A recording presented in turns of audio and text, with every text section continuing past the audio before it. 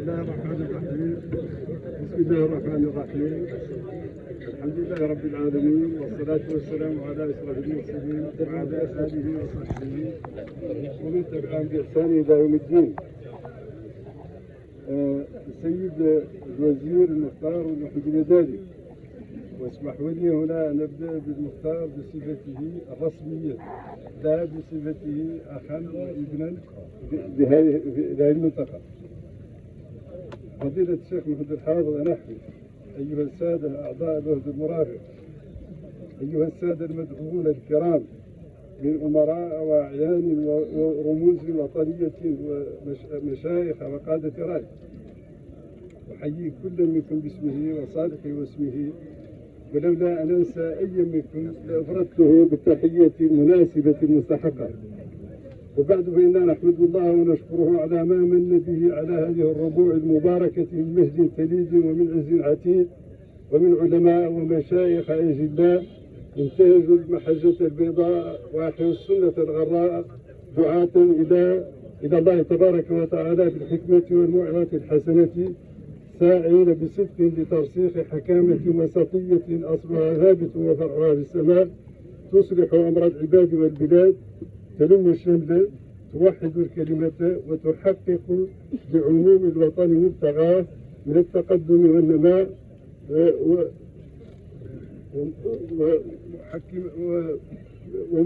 ومانحة إياه التفاعل الإيجابي مع محيطه الإقليمي والدولي.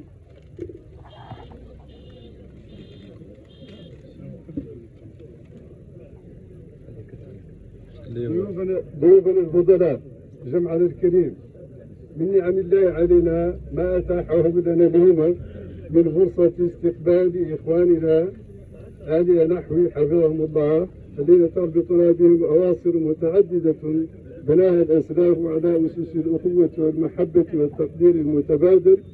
نتشرف معا بصيانتها ورعايتها، عسانا بذلك نكون خير خلف بخير سلف.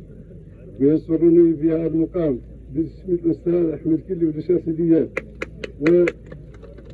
وباسمكم جميعا، وأصالة عن نفسي أن أرحب ترحيبا صادقا بهؤلاء الإخوة الكرام في رحاب عين السلامة بين أهليهم وذويهم، ترحيبا يعبر عما نكنه لهم من ود وتقدير ومن تهمين لزيارتهم المقدرة المباركة. أيها الإخوة المدعوون الكرام من أمراء وزعماء ووجهاء ومشايخ ورموز وطنية ومسؤولين وقادة رأي، نشكركم جزيل الشكر من أعماق القلب على تلبيتكم لهذه الدعوة الأخوية التي أتاحت لنا فرصة اللقاء وصلة الرحم ولم الشمل دون أن يكون لها هدف سياسي، رغم استحالة إقصاء السياسة من أي مجال من مجالات الحياة. وعليه فإن هذا المستوى من اللقاءات الأخوية يتسامى لمقام الرؤى لما يتعلق بالشأن العام مع حق كل واحد منا في تبني موقفه وتموقعه. وفي هذا الصدد فإن الأستاذ أحمد كلي والشيخ سيدي ومن يشاطر الرأي يغتنمون السانحة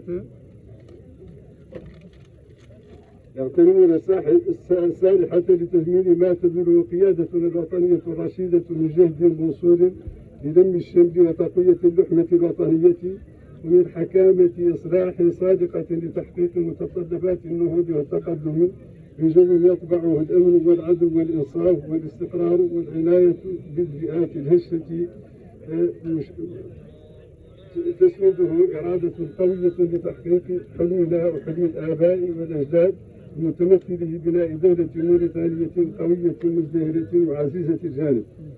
كما نتمنى أن يتم تقييم تجربتنا السياسية والانتخابية لتنقيتها من كافة الشوائب الضارة من تقاطع وتدابر وكراهية وعنصرية وفئوية وما على شاكلتها من المسلكيات الهدامة. حفظ الله بلادنا بما حفظ به الذكر الحكيم، ووفقنا لما يحبه ويرضاه، وأعاننا وتولانا، إنه ولي ذلك والقادر على ما هنالك. أجدد الترحيب الخالص بكم وأشكركم، والسلام عليكم ورحمة الله تعالى وبركاته.